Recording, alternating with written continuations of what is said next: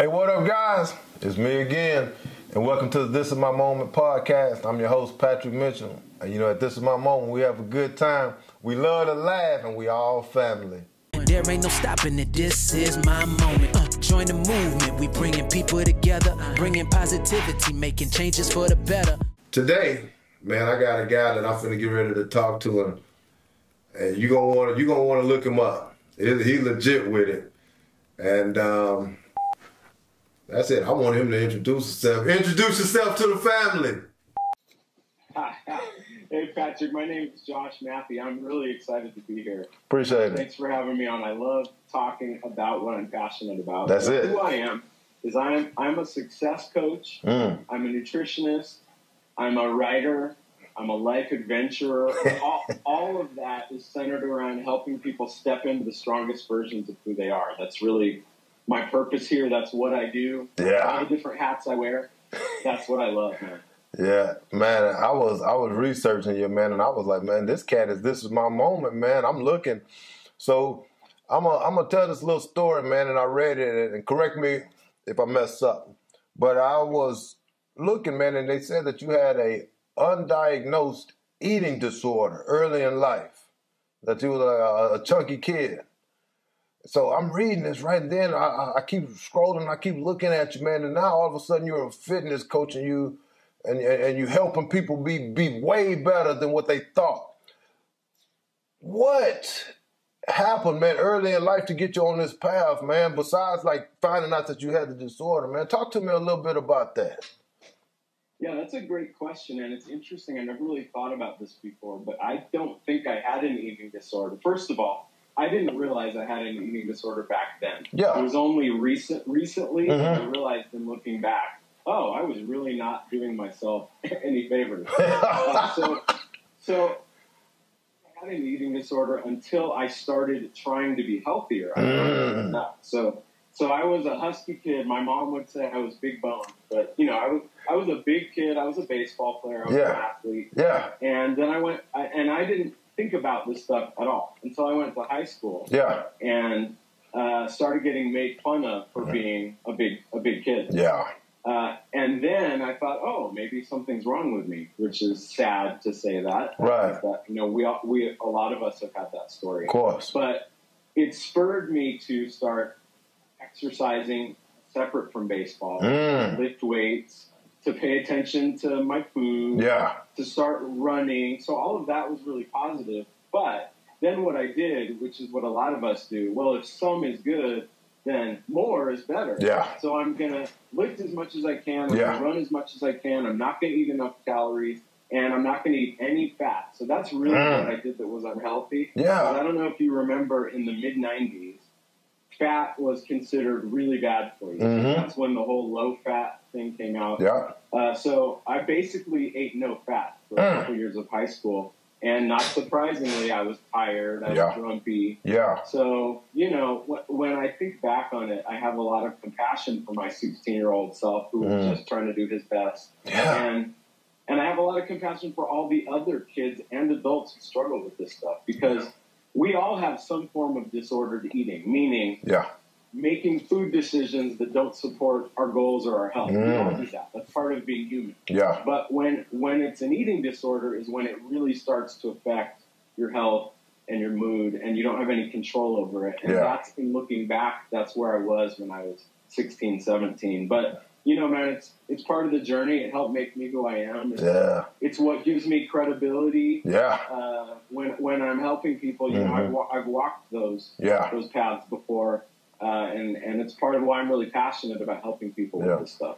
You know what's funny, man? Like for me, when I was in the service, I did 20 years in service. I retired military, right? And they make you PT, you know, so you exercising all the time. And then once I retired, I realized that since I'm not exercising every day, food tends to stay around a little longer. You know what I mean? Yeah. And I was always trying those fly-by-night things, you know what I mean? Instead of just trying to go one step at a time, like what you're talking about, I'm trying to just go from 0 to 100. Like I'm fat, I want to be skinny, period. You know what I mean? But I wasn't taking the healthy side of getting into shape, you know, and I wasn't taking like the side that's going to benefit me long term. Because what happened is I lost weight. About 2 months later, though, I went back to the unhealthy foods. I'm an ice cream guy. I love ice cream. Yeah. So I have my ice cream instead of having it in moderation, right? Because I took it out of my diet. I started overeating what I liked, and all of a sudden, all that weight that I lost, unhealthy, came right back and a couple pounds more. So let me ask you this, man. When it comes to this motivating people, right, and it comes to being healthy and talking the talk because you walked it, what makes you smile? I see you smile and talk to me. What makes you smile about this whole eating healthy and being the best? What makes you smile? Just a lot of things make me smile, man. You know, my family makes me smile. My dog makes me smile. Being outside in nature and trail running makes me smile. But around this stuff, I really love helping people. Yeah. And I love seeing that light bulb go off because people have this, and I really hope it works. But I see it working for you. Yeah. But I'm not sure it can work for me. And they test the water, they dip the toe in, and being part of that journey where I can help them really embrace, oh no, I can change. I am powerful enough. I am enough, and I'm worthy. I'm worthy of changing because identity is a big part of change also. Yes. When I am a part of that journey and I see that light bulb go off and people step up for themselves and keep stepping up for themselves, there's nothing more powerful than that. I love that. I love that. That's right on time too, man, because I'm telling you, for me, right, the hardest part about all that stuff is not the working out, right? It's the eating. For me, it was always eating. Like I can go to the gym, right, and I can put it in the gym and I can go. But then when I come home, I mess around and mess up everything that I did because I wasn't strong enough in the eating discipline part of the exercise, man. So you're right, man. I think it's a discipline that you have to have, not just with the gym, but with your personality and who you are and what you can accomplish outside of that. Man, hey. Amen. That's true. I would say weight loss is 90% mental and emotional, but and it is about discipline. Yeah. But discipline doesn't have to be awful. Like my most recent book, Forging Discipline, is about this and about how discipline can actually be fun. Yeah. Like, you know, as humans, our spirits want to be challenged. Yeah. We want to be tested, and giving ourselves opportunities to be successful and to overcome and to step in the strongest versions of who we are and our power. Yeah. We love that. Our spirits love that. How many books have you written, man? Because I saw the one, Lose Weight, Find You, and now you just told me another. How many books you got on the shelf, man? So Lose Weight, Find You is a 12-week program that I recently started. So that's not a book, that's a program. But yeah, so the books are 3. I've written 3 books. One is In the Footsteps of Greatness, and that's about running the John Muir Trail. One is I Athlete, and that's about how we all have an athlete inside of us. Okay. And how when we unleash that, we supercharge the rest of our life. And then my most recent book is called Forging Discipline, 12 months, 12 challenges, 1 badass you. Ooh, yes, sir. So this is what I want to talk about. I saw the 12-week, and I got a mistake. I messed it up. But the 12-week program, Lose Weight, Find You. I was talking to myself about it, right? Lose weight, find you. And I was like, I want to ask the guy, man, what exactly is it? So it's 12 weeks. I know it, 'cause I saw that. But what is it exactly? What is, and I know what find me mean, but explain it to the family, man. What does lose weight, find you mean? I would love to, yeah. This Appreciate is what I'm really passionate about right now. I've been super focused on this. It's basically a culmination of the last 20 years of my professional life, helping people get healthier and happier. So as a nutritionist and personal trainer, that's how I started in this realm. Okay. I was helping people lose weight and get stronger, but I realized really quickly it's the stuff in your heart, it's the stuff between your ears that really affects change and affects happiness. And I got really passionate about kind of that mind, body, spirit connection. So a lot of the work I've been doing over the last 15 years or so has been that holistic happiness approach. So just during COVID, I sat down and I was like, what if I just created the best possible program I could? If I just threw everything in that I've seen work and help people, what would that look like? And that's what I did. So it's this 12-week program designed for folks who have lost their way to lose weight, feel better in their skin, and reconnect with their purpose. So it is a weight loss program, but I would say it's a health and happiness program with weight loss as a byproduct. It's a holistic health and happiness program. One of the good things you get from it is weight loss. So why this is different? So, because I didn't want to create something. This is a pretty busy space. I didn't want to just be another voice out there. I wanted to create something that would result in lasting fundamental change, so that you wouldn't need to do this again. As you said, anybody can lose weight. Keeping it off is the hard part. Yes, sir. How do I create deep fundamental brain wiring so that it's different after we're together? Because I don't need to be your guru. I don't want you to have to help me. I don't want to have to help you or for you to need me for the rest of your life. As much as I would love to have that relationship, I want to empower you so that you don't need me. So I threw all of this into this program, and it is so cool. It's based on 3 pillars. Okay. So one, we go deep. Change doesn't happen on the surface. Dig that. So there's all these voices inside of us that are often at odds, and we're led around by these voices unless we know, oh, that's what's going on. So we look at these voices, we learn to listen to them, we learn what they're saying, we learn how to calm them down, and that helps us create choice, because this is all about moving through the world with choice and intention. So that's one of the pillars. One of the pillars is we go holistic, which I already kind of mentioned. So change is either we're going to look at one really specific thing, or maybe we're going to look at one really specific area. What we do is harder, but it's what results in transformation. We look at everything, all the areas of life that are important for health and happiness, not just physical nutrition. You know, we look at spirit, we look at connection, we look at your career, your financial. So we really look at all the areas of life and how they synergize together with areas up. So we do that. And then the last pillar, which is maybe the most important pillar, we leverage the science of change. There's actual science around change, like why people change, how people change, why what works for you might not work for me. So we use that so that we can really strategically move forward with intention and, again, create choice. And that's solid. I launched the program 5 weeks ago. People are already having major changes. It's an evergreen program, so people can sign up anytime they want.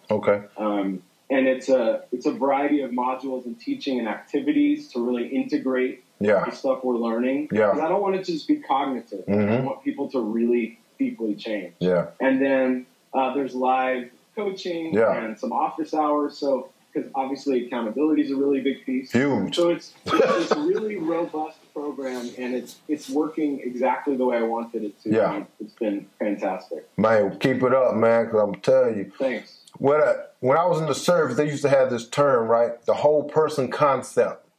And I'm listening to you. I'm listening to you, and I think that's what you're getting at, man. You're just not focusing on the one thing, man. You're taking head to toe, outside, inside, like everything that makes you who you are, and you changing that into the dynamic that you are looking for to be that whole person, man. I like it.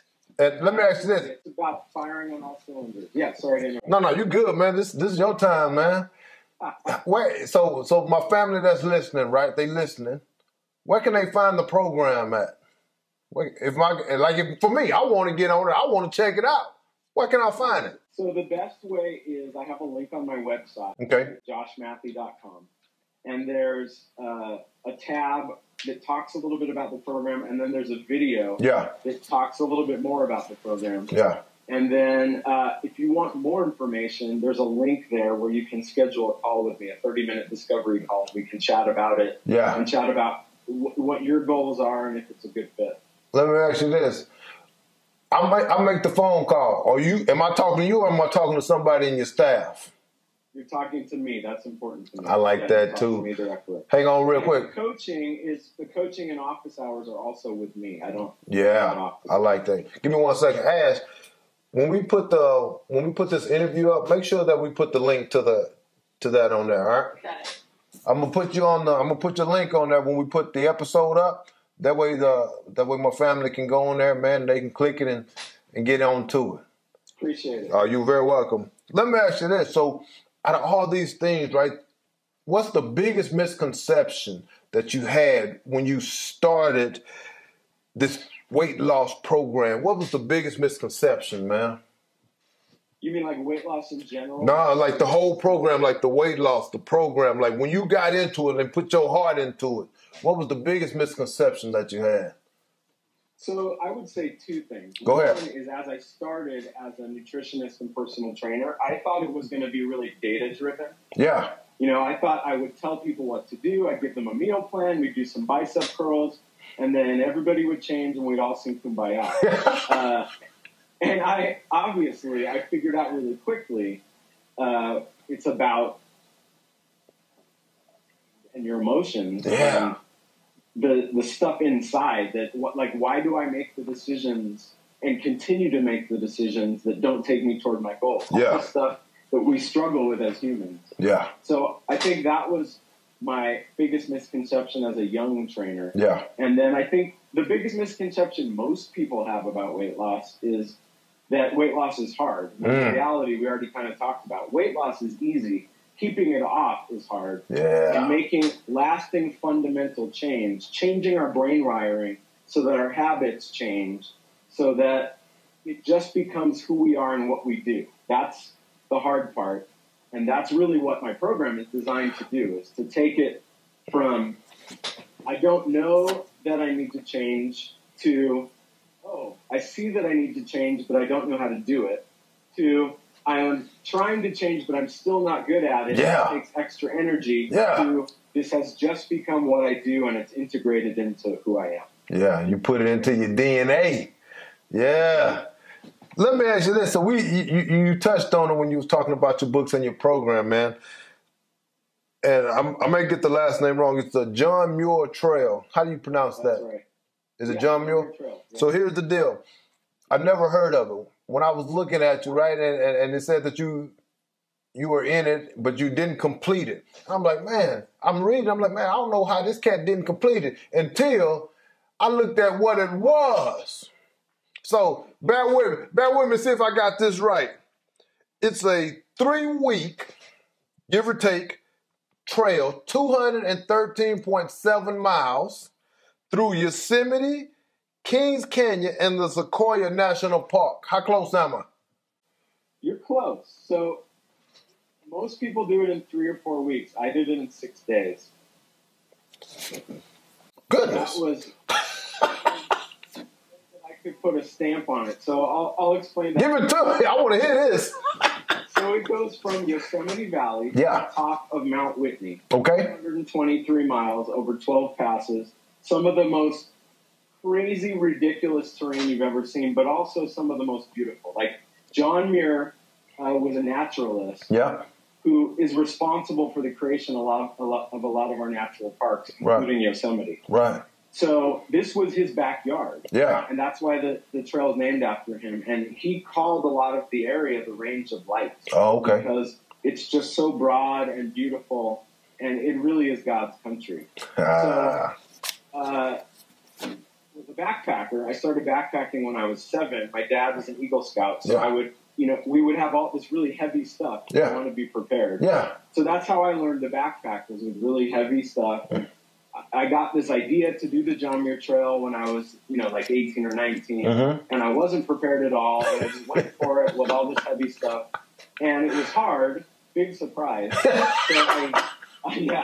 So I quit after like 2 days. Yeah. It was uncomfortable, and it was hard. Yeah. And then I tried again a couple years later, also with very little preparation. Yeah. And made it a little bit further and quit again. Yeah. And then fast forward 10, 12 years, I'm a different person. Yeah. I've done Ironmans. I've built businesses. By all accounts, I'm successful. But that trail was still whispering to me. Like, dude, you quit me twice. Yeah. You quit me twice. Could you do this again? Yeah. And I was like, you know what? I'm capable of doing this. I want to do it and put an exclamation point on it. So I'm going to run that thing. Yes, sir. So I trained for it. I trained mind, body, and spirit. Yeah. I used all of the tools. You know, I ate right. I just did everything. I did all the stuff we just talked about. I worked on my whole human. Yeah. And then I went out there and I tried to run it. They tried because I don't care how good a shape you're in or how good a runner you are. When it's 12,000 feet and you have 30 pounds on your back and you're trying to run uphill, no. So I moved fast. I ran and jogged and hiked. Yeah. And I ended up doing it in 6 days, which is not a record. There's people who have gone like all night long and done it faster. But I wasn't trying to set the record. I was just trying to prove something to myself. That's really what I was trying to do. Yeah. So the book is about how to become. Yeah. In order to finally stand on the top of Mount Whitney successful after having failed twice before. Yes, sir. And it's a motivational memoir because it's not about how amazing I am at all. It's about the power of the human spirit. How we can all stand on top of our own Mount Whitneys if we just face the fear and lean into discomfort and are willing to work for it. That's really what it was about. I like that, brother. I like that. I'm going to tell you, man, when I was reading that, man, and my miles was wrong, and I looked it up, I was like, man, this no way I'd have did it. Like the first 2 U's that quit, that's this guy. Like, I'm like, man, look, hey, you guys are the winners today because I'm going back home. But you know what? I think that you hit it. Like, it eats at you a little bit, right? It eats at you a little bit. Every time, right, you like, man, I quit. And now it's here. You know what? I can do it. But I can't do it this way. I got to put everything that I want inside of this training, inside of this, because I don't want to be a quitter. And I'm not saying that you're quitting in life, but this particular aspect of what you're doing, it just tugs at the soul. And anybody that's been an athlete or anybody that's in some kind of organization, right, that you're passionate about, and you quit something, you want to get it back. You want to win. You want to win. I can't stand losing. And if I lose, I got to figure out how to beat it. And that's what it sounds like to me, man. So here's my thing. Let me ask you. When you needed that motivation, did you have like a quote or a saying or something that gave you that energy to be like, you know what?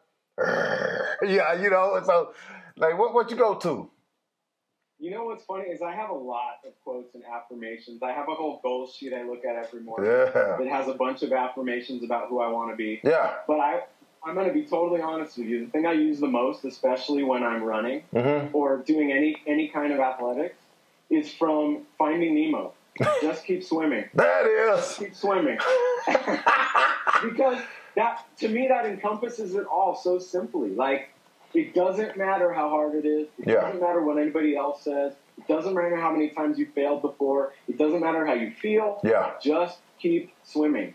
Just keep swimming. Yeah. In business, in life, in athletics. Yeah. Just keep moving. Put one foot in front of the other. Eventually, if you show up, just keep chop wood, carrying water, you're going to get there, baby. Yeah, man, I'm 100. And I tell people all the time, and I was in a meeting the other day, man, and I told them, I said, this is the problem that I see with a lot of people. Everybody wants to go from 0 to 100. Yeah. Everybody wants to go from not even trying to being the best. No one wants to go from 0 to 1. And you got to understand, when you put that foot in front of the other, just like you said, just like marching, one foot, and by the time that you're done, you're where you want to be. But a lot of people nowadays, you want instant gratification. Like, you want to just jump in and be that, right? And what it sounds like you're saying is that just take it slow. Take it at your pace, one step at a time.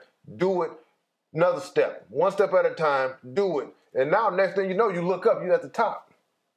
That's right. That's how close it is. One thing I say a lot to my clients is change is about slow, unsexy progress.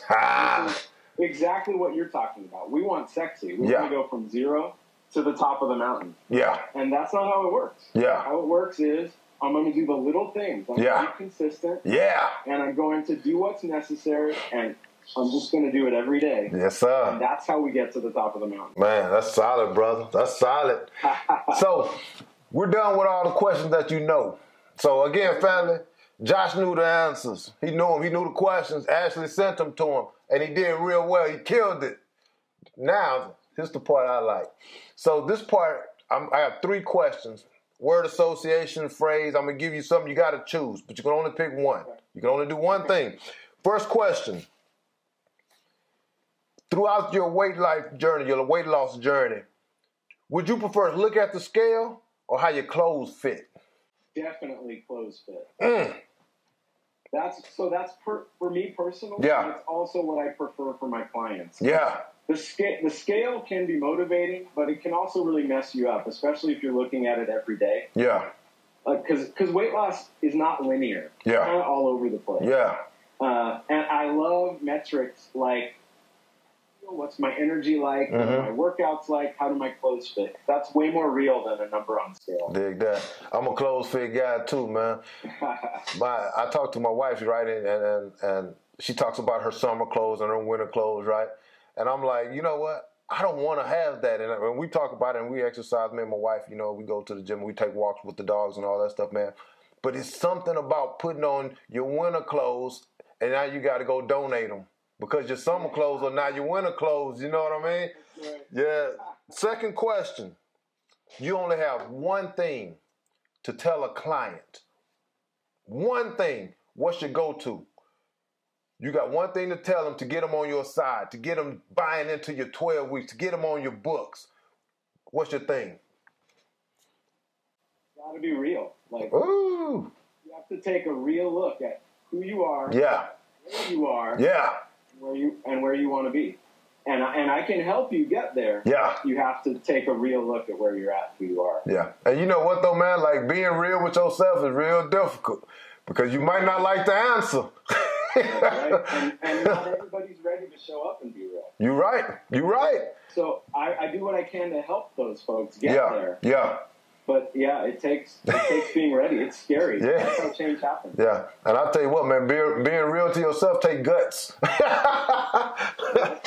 Last one. If I tell you the phrase, this is my moment, what comes to your mind first? This is my moment.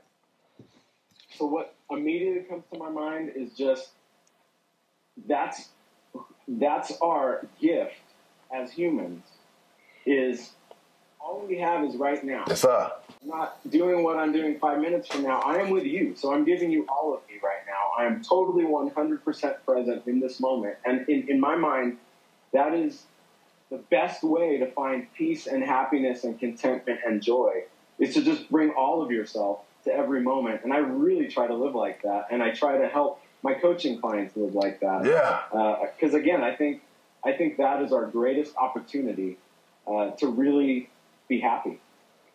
Man, I'll tell you what, I'm listening to you, right? I'm like, man, I never met this guy, but I'm gonna keep up on him. We done, brother. That's it. 30 minutes. We hung out. Great. I really enjoyed that. Dude, and it's funny, man, because everything that you said, man, I've been through it. You know what I mean? Like, I've been, like, heavier in weight and had to get myself mentally tough, right? And go through all these different phases of life to realize who I am and understand what I'm able to tell myself and getting the coaches and getting the people that can help me better myself and be the person that I want to be, man. So from this is my moment, man. Keep it up. We watching you.